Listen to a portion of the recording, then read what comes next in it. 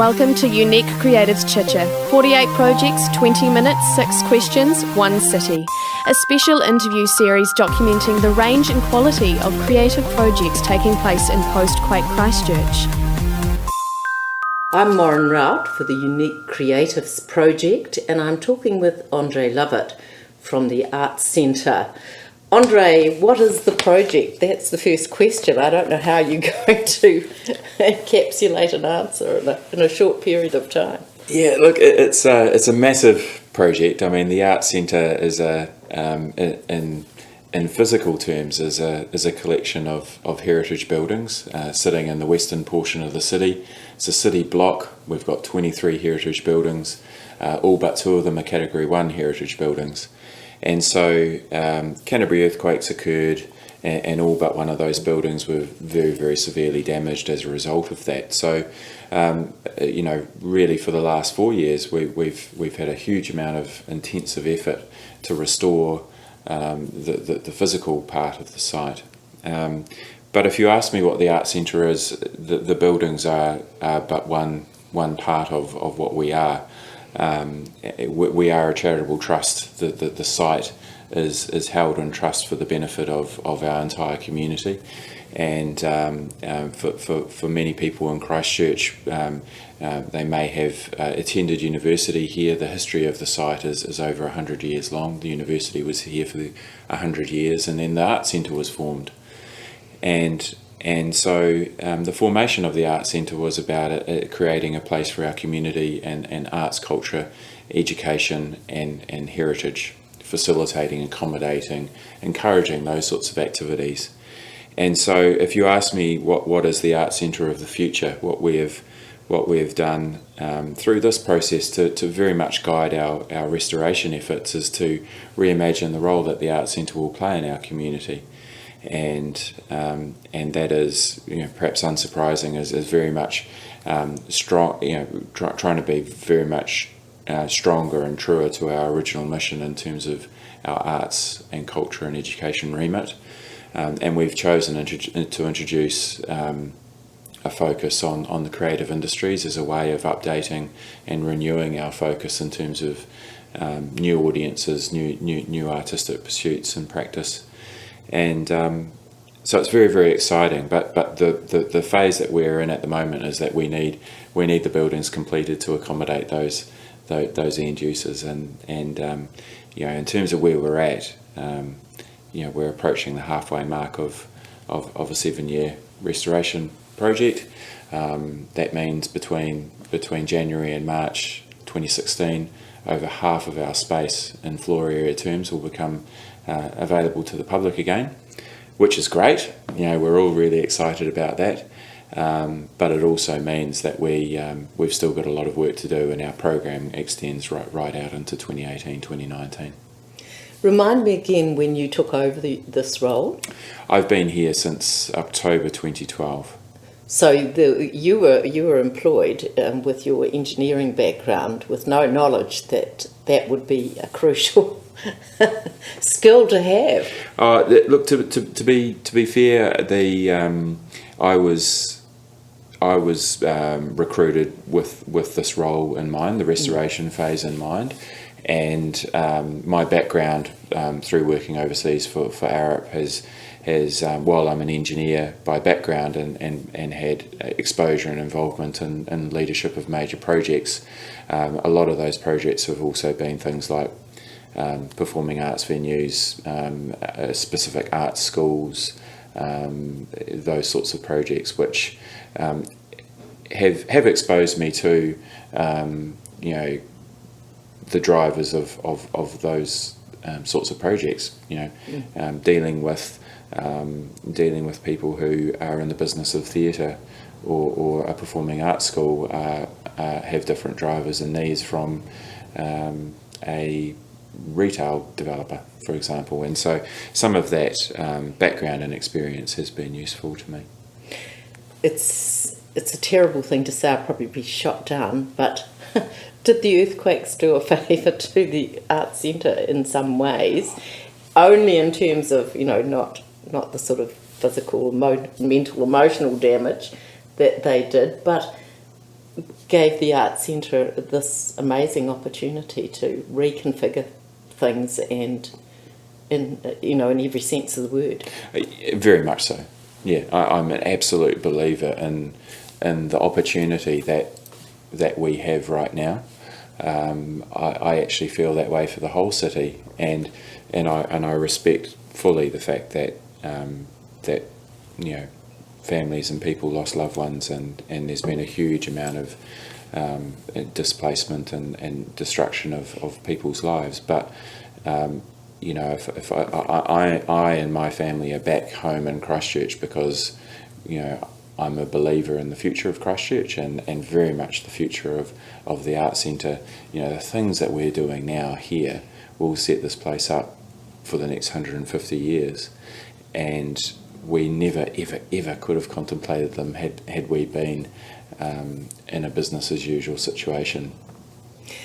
And that's probably partly answering the next question, which is, what is it about the project that inspires you? Yeah, so I'm a dad. I've got two fantastic young children, young daughters, 7 and 10, and I am of the view that we are doing what we're doing now for them, for their generation, and that doesn't mean to say that nothing's going to happen now, but it's very much the approach of the Arts Centre Trust and the Arts Centre trustees is that this place is a perpetual place, and if I look out across the landscape of Christchurch, I don't see too many entities that are in place that view their role as a perpetual one. So that's an amazing thing. It's an incredibly significant thing. I also think that this process, the restoration effort, the re-engaging with our community, the updating of our vision, enables us to, or we've had to do that to actually consider how we will continue to be relevant. And so I'm really, really excited about the role that the Arts Centre can play in our community in the future. So rather than interpreting our role rather narrowly as a landlord, sorry, I'll go back. Yeah, that's okay, but I'll just... So rather than interpreting the Arts Centre's role reasonably narrowly as say a landlord, we own a lot of land here, and we've had tenants and so on. What I'm more excited about is the way in which the Arts Centre can be an activator, an organisation that inspires others, brings people together and inspires a whole range of different activity. So our future is about being more involved and encouraging our tenants and encouraging our community, and I'm a real believer in that whole benefit of the power of an idea and how that's expressed, and the importance of diversity and how that's expressed, and how inspirational that can be to a community. And so an example of a current tenant that we have is the Free Theatre, and the Free Theatre have their roots in avant-garde theatre, but they at their heart are, in terms of their practice, are about taking a different look at the world, and projecting that forward. And some of the things that they're doing around kids' education, puppetry, arts programs, after school classes, that sort of thing, I think is tremendously important to us at the Arts Centre, because that's another generation that we're introducing into the world of the creative industries. And again, we've probably covered some of this next question, but you might have some examples to give about how you'd like to see this project evolving. So it's a long-term project, and it's in terms of the repopulation of our site, because it relies on space, it's piecemeal in nature. And so, what we're going to do is we're going to mix up our tenancies in terms of uses. We have a vision, and we're seeking to find tenants who meet that vision. But we also want to experiment with some of the spaces, and also have different lease terms, so that there is diversity.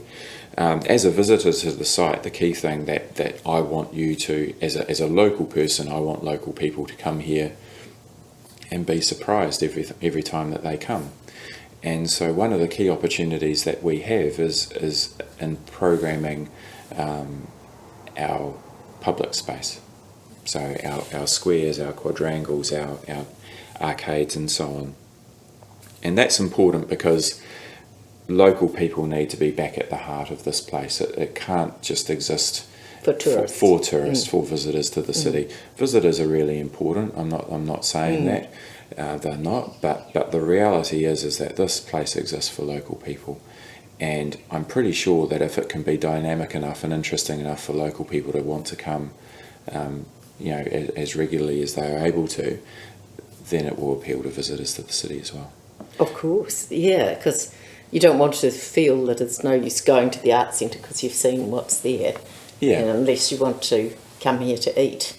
That's the only reason you're coming. Exactly. And so, we have the ability through artists and artists and writers and residents in particular to have who will be housed on site, who will, and we will expect for them to work on site, but also have a component of their residency to give back. And that creates in its own right a whole range of programs. So even though in the arts world, the notion of curation or artistic direction is kind of they're kind of dirty terms. To do what we aspire to do well, it's about the Arts Centre actually taking its curation responsibilities for this place seriously. What's your earliest memory of being connected to this form of creativity? And I guess in your case, it's your engineering interests and skills. So I mean, I'm in terms of the place as where we are. I like many Christchurch people have got an emotional connection. It's the first place that Kate, my wife, and I went to the movies together and had coffees and things like that, and that story evolves as you get older. In terms of my own personal background, though, I before coming to this role, I worked overseas for a company called Arup, and Arup is they're huge. is a large international design firm. And the best way to think about Arup is to think about an idea factory. Imagine an idea factory. So Arup traded on its ability to generate ideas and deliver them. Crazy things, amazing. As an engineer, the most creative and inspiring environment that you could ever wish to work in. And that the concept of how does creativity get delivered, and how do you actually feed that and create virtuous cycles, it all relies on people, and being part of something like that is you can't be involved and not be changed in the process and benefit from that. And so those sorts of concepts are what really, really interests me. I'm really interested in getting people together, and a very strong believer in the value of teams and people, and what people working together can achieve. So, what do you think the arts and creativity are bringing to Christchurch at the moment?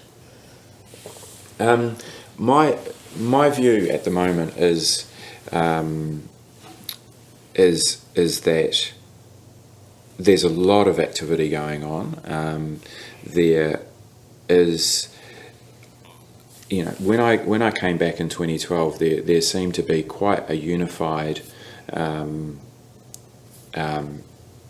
approach. So there were a lot of groups that were working together that perhaps hadn't worked together up until that point.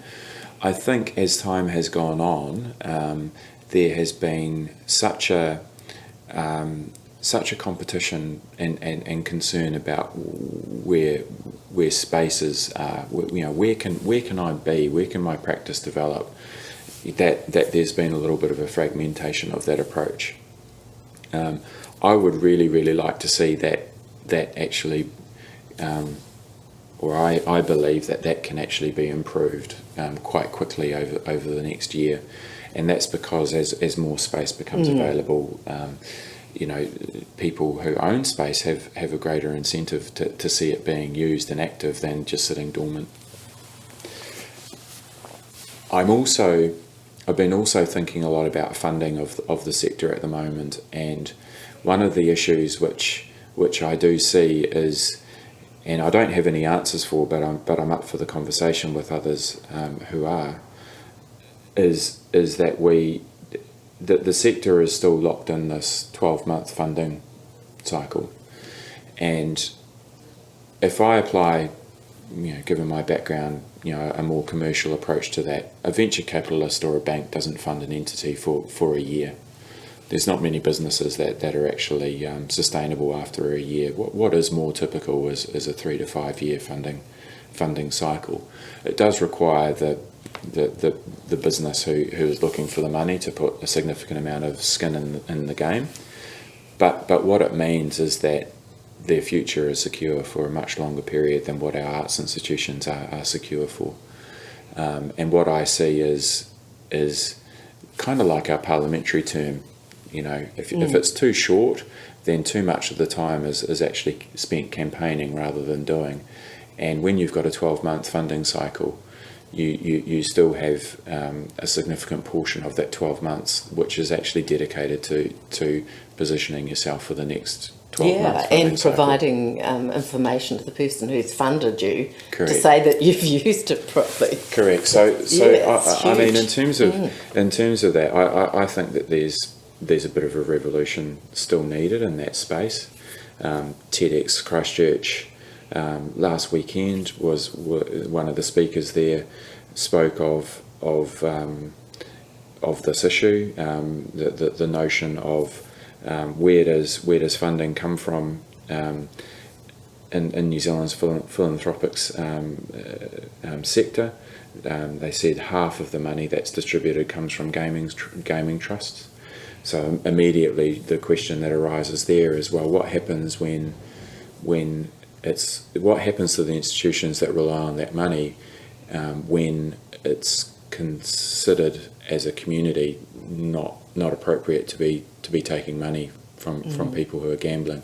The second thing is around the overall efficiency and the extent to which the money goes from the givers to the doers as efficiently as possible. So it's kind of not really answering your question, but I mean, I do think that right now I see a sector which is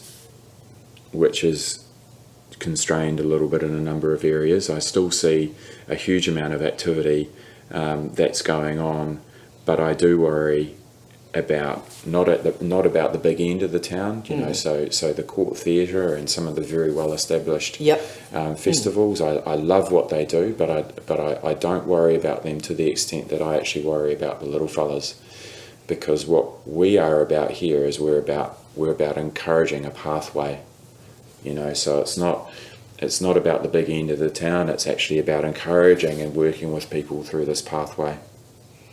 Yes, because you need artists and creative people to be well funded in order to use your spaces, really, don't you? So, yeah, we do, but I mean, our adequately funded, shall we say? Exactly. Our financial model is not about charging so-called market rates for use of spaces for artists and so on. What our model is about is that we have some parts of our site which will be commercial, very commercial, retail, hospitality, and so on. But what those commercial returns enable us to do is actually to support other parts of the spectrum that we care about. And so that's just a clarification there. But what we do need is people to actually have the ability to see beyond a 12-month program, because if I look at the Free Theatre, for example, you know, they're in this, like all of their contemporaries, they're in this machine in terms of funding, but they're just out of the first year of the lease here at the Arts Centre at the gym, and they're really only just starting to hit their straps now, you know, and talking to them about what next year looks like and what the year after looks like, it's an exponential growth curve. And if I think about them, I know that would apply to other groups as well. Yeah, that's an interesting thought, and you're right.